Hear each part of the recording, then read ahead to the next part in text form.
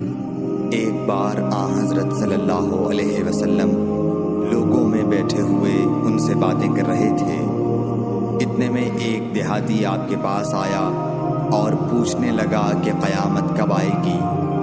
آپ صلی اللہ علیہ وسلم اپنی گفتگو میں مصروف رہے۔ بعض لوگ جو مجلس میں تھے کہنے لگے، آپ صلی اللہ علیہ وسلم نے دیہاتی کی بات سنی لیکن پسند نہیں کی، اور بعض کہنے لگے کہ نہیں بلکہ آپ نے اس کی بات سنی ہی نہیں۔ جب آپ اپنی باتیں پوری کر چکے تو میں سمجھتا ہوں کہ آپ صلی اللہ علیہ وسلم نے یوں فرمایا، وہ قیامت کے بارے میں پوچھنے والا کہاں گیا؟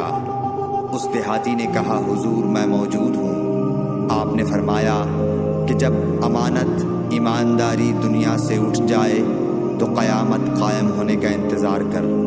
اس نے کہا، ایمانداری اٹھنے کا کیا مطلب ہے؟ آپ صلی اللہ علیہ وسلم نے فرمایا کہ جب حکومت کے کاروبار نالائق لوگوں کو سونپ دیے جائیں تو قیامت کا انتظار کر۔ صحیح بخاری حدیث نمبر 59۔